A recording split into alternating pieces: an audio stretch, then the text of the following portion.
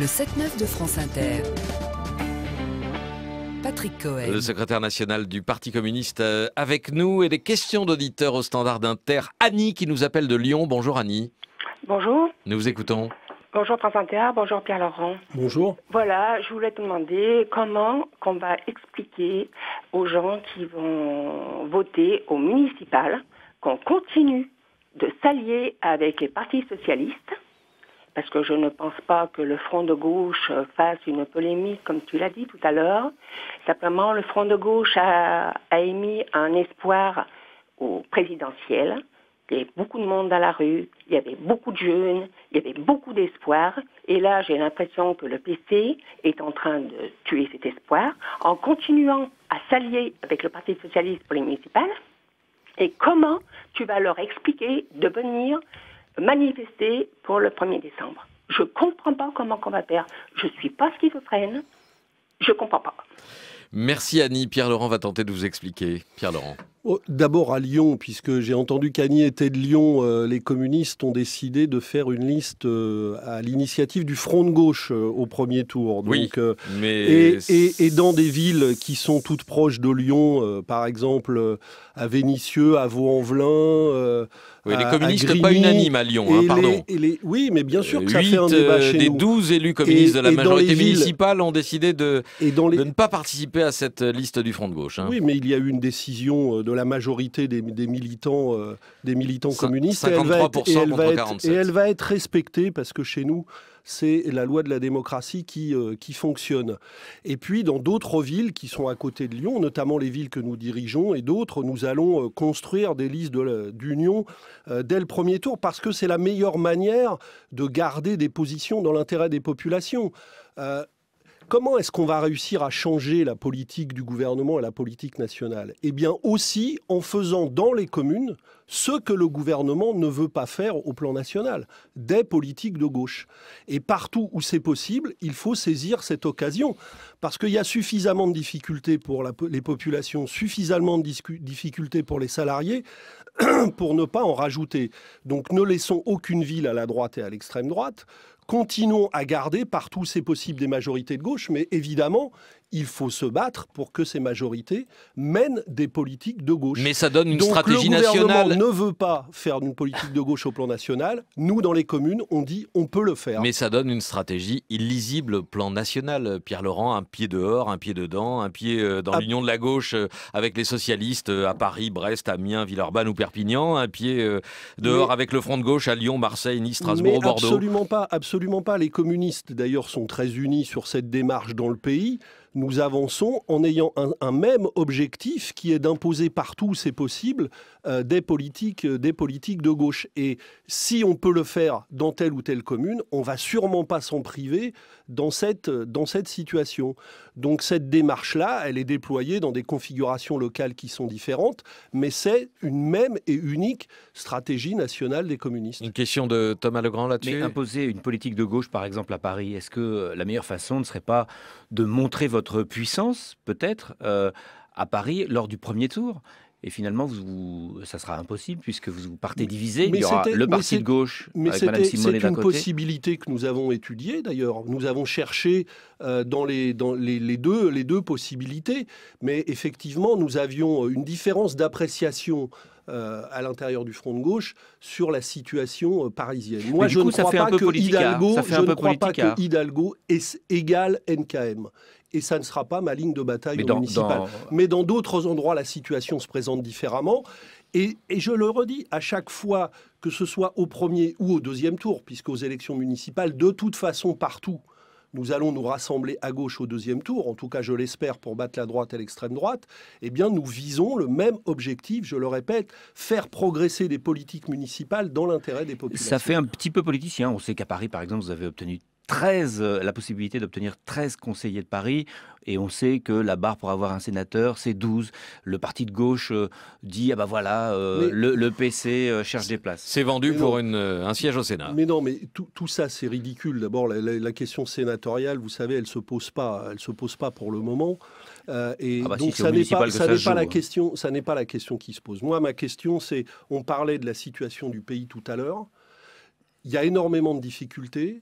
Est-ce qu'on préfère, quand le gouvernement, par exemple, rend imposable des gens qui ne l'étaient pas, est-ce qu'on préfère une municipalité qui dit « Eh bien moi, je maintiens je maintiens les allocations pour des gens qui risquent de les perdre parce qu'ils sont devenus imposables ou pas ?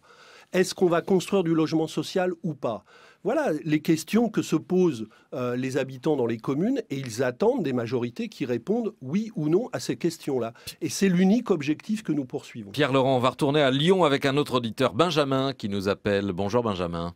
Oui, bonjour. Ma question a plus ou moins déjà été posée, donc je vais peut-être préciser ce que je voulais dire à Pierre Laurent. Concernant Lyon, pour prendre cet exemple, je trouve que la démarche est tout de même assez illisible, ou alors de façon cynique à penser qu'il y a des gens qui sont très attachés à leur poste. En l'occurrence, Pierre Laurent parle de l'intérêt des citoyens au niveau municipal. Pour l'exemple de Lyon, ça fait des années que les communistes sont à la tête de la ville, entre guillemets, aux côtés du Parti socialiste. Je pense que il y a un exemple de plusieurs années devrait pouvoir faire prendre conscience au Parti communiste que leur voix, elle est absolument pas entendue, que Monsieur Collomb mène une politique qui est plutôt on va dire, pour rester tranquille, de centre droit, et que durant cette municipalité-là, on n'a jamais vu autant de squats culturels qui ont été démolis, annihilés. On a des expulsions de camps de Rome, toutes les semaines pratiquement. Je vois pas en quoi la politique communiste dans une ville comme Lyon, elle a porté ses fruits. Mais Benjamin, les communistes lyonnais se sont prononcés justement pour une liste front de gauche. Et ça, c'est bien le problème, c'est que les militants se sont prononcés et que pour l'instant... Non, ça n'est pas un problème, c'est plutôt une bonne nouvelle. Attendez. C'est plutôt une bonne nouvelle, effectivement. Et pour l'instant, comme au niveau national, si ce n'est que les élus communistes, comme M. Cohen le disait, il y en a quand même 8 sur 12 qui se sont prononcés dès le lendemain du vote des militants en disant franchement, on n'est pas vraiment d'accord avec ce qui a été dit. Déjà, c'est un peu un déni du vote des militants, et ça augure de quelque chose qui va se passer à l'envers, franchement. Merci Benjamin. Pierre Laurent. Je répète, le front de gauche lyonnais, qui s'est réuni d'ailleurs la semaine dernière, a désigné comme chef de file une communiste, Aline Guittard, et donc cette bataille va se mener dans le sens que vous souhaitez manifestement, Benjamin. Mais je voudrais dire une chose, une idée que je ne partage pas avec ce que vous avez dit et qui mérite discussion. Vous dites les communistes ne pèsent pas. Eh bien, je récuse cette idée-là. Justement, dans le travail communal en France, les communistes, et depuis longtemps, pèsent beaucoup et pèsent de manière positive. Il y a beaucoup de politiques sociales, beaucoup de politiques urbaines, beaucoup de politiques de solidarité, beaucoup de politiques culturelles qui ont été inventées dans les communes avec le travail des communistes. Et je crois que le travail des communistes au niveau des communes est un bien précieux pour le front de gauche et pour toute la gauche. Et j'ajoute une chose sur cette affaire des municipales. Il y a en ce moment dans le pays des millions de socialistes et d'écologistes, ou d'électeurs socialistes et écologistes, qui ne se reconnaissent pas dans la politique gouvernementale. Est-ce que le front de gauche décide de travailler avec ces millions de socialistes et d'écologistes ? Est-ce que nous travaillons avec eux pour changer les politiques communales et demain les politiques nationales? Eh bien moi je le souhaite, parce que nous ne pouvons pas camper sur les positions que nous avons acquises à la présidentielle. Il faut maintenant que des millions de ces électeurs socialistes, écologistes et autres de toute la gauche nous rejoignent dans notre combat pour sortir de l'austérité, et c'est le sens des efforts que nous déployons. Est-ce que les communistes se reconnaissent dans la politique et les discours de Manuel Valls, le ministre de l'Intérieur, Pierre Laurent ? Sûrement pas. Et d'ailleurs, je crois que les communistes ne sont pas les seuls. Il y a dans toute la gauche, et y compris dans le Parti socialiste, un énorme malaise sur les déclarations répétées de Manuel Valls et ses positions. Et d'ailleurs, je rappelle, parce qu'on dit aujourd'hui qu'il est très populaire, je rappelle que Manuel Valls, qui s'était présenté à la primaire socialiste, avait fait 5%. Auprès des militants. Auprès des militants socialistes. Donc ce n'est pas manifestement... Des militants et des ce n'est électeurs. pas manifestement l'homme le mieux placé pour parler au nom sûrement pas du Parti communiste et du Front de gauche, mais sûrement pas non plus au nom de l'ensemble des socialistes. Au point de porter plainte contre lui, parce que je rappelle, on a parlé de la plainte du MRAP qui sera déposée solennellement, qui a été déposée solennellement hier devant la Cour de justice de la République, mais il y avait aussi l'annonce d'une plainte du mouvement des jeunes communistes de France pour mise en péril de mineurs dans l'affaire Leonarda. C'est une bonne initiative, Pierre-Laurent. Vous savez, les jeunes communistes ont souvent le sang chaud. J'ai été jeune communiste et effectivement, ils sont eux qui sont proches des lycéens en question, qui vivent au milieu de ces lycéens qu'on expulse. Il y a à nouveau le cas d'un jeune lycéen marocain, parisien, qui risque l'expulsion ces jours-ci. Eh bien, eux, effectivement, sont mus par la révolte. Et moi, je les comprends. J'étais avec eux ce week-end. Ils tenaient leur Assemblée nationale des animateurs. La jeunesse communiste est en train de se développer. C'est une organisation très dynamique en ce moment. Et effectivement, comme jeunes, ils ont été absolument révoltés par les déclarations au moment de l'affaire Leonarda. Et je les comprends. Oui, mais dans le même temps, la maire communiste de Saint-Ouen en appelle à Manuel Valls, au ministre de l'Intérieur, parce que plusieurs centaines de Roms campent depuis cet été sur un terrain de la gare tout proche des voies. Donc j'imagine que c'est pour les faire expulser ou les chasser de ce terrain. Non, mais écoutez, ce n'est pas le sens de l'appel des maires communistes. Nous ne voulons pas que les Roms vivent dans des bidonvilles à la lisière des villes. Ça ne peut pas être un projet pour le pays. Nous disons que la France et l'Europe d'ailleurs devraient avoir une politique d'accueil, une politique qui traite globalement le problème de la circulation des Roms et non pas une situation où les pays se rejettent les Roms les uns contre les autres comme s'il ne s'agissait pas d'êtres humains. Donc nous voulons une politique nationale d'accueil et c'est en ce sens que nous lançons un appel au gouvernement. Une question de Thomas Legrand ? Oui, en ce moment, il y a une ambiance de remaniement. Vous venez de dire à quel point vous n'aimeriez pas que ça soit Manuel Valls. Alors, je m'engouffre dans cette brèche puisque quelle serait la personnalité politique socialiste qui pourrait avoir votre assentiment? Est-ce que ce serait plutôt Martine Aubry, Claude Barthelone? Il faudrait prendre le problème d'une autre manière. Quel nouveau contrat politique de majorité? Est-ce que, par exemple, une nouvelle majorité voterait le projet de loi que nous avons déposé pour l'interdiction des licenciements boursiers? Est-ce que nous créons un pôle? Est-ce que nous mobilisons l'argent des banques au service de l'emploi? Et voilà, il faut partir de ces questions-là. Qu'est-ce qu'on fait pour les licenciements? Est-ce qu'on va continuer à appliquer les injonctions européennes d'austérité ou est-ce qu'on réouvre le débat européen? Si on est d'accord sur un pacte majoritaire de cette nature, un nouveau pacte majoritaire, une nouvelle politique, on discutera des problèmes d'équipe. On verra d'abord qui partage ce nouveau cap majoritaire. Et est-ce que dans la majorité, dans le Parti socialiste, il y a des gens ou des personnalités qui viennent vous voir, qui essayent de prénégocier avec vous peut-être de nouveaux pactes majoritaires? De prénégocier, rien du tout pour le moment. Mais par contre, des socialistes avec qui je parle, oui, bien sûr.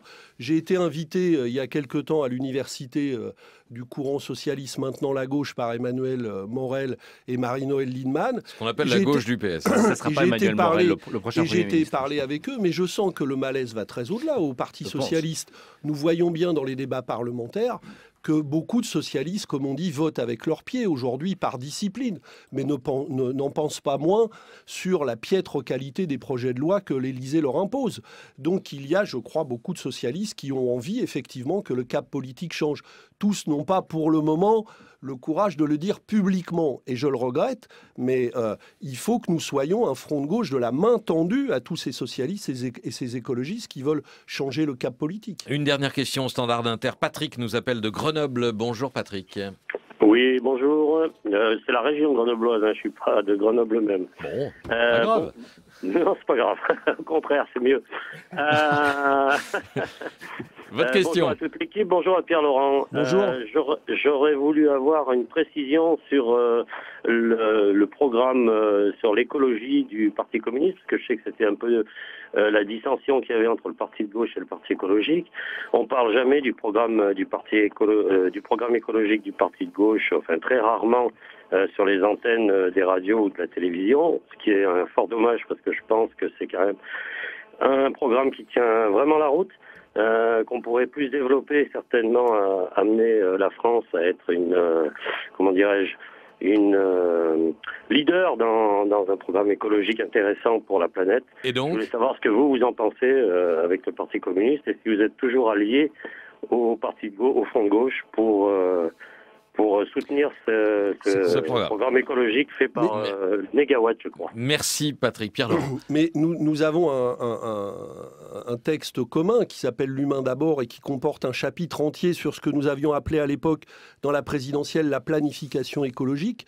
Je crois effectivement que la France devrait être exemplaire en matière de transition écologique. Dans le problème de la Bretagne actuelle, par exemple, il y a le besoin d'un nouveau modèle de développement industriel et agricole.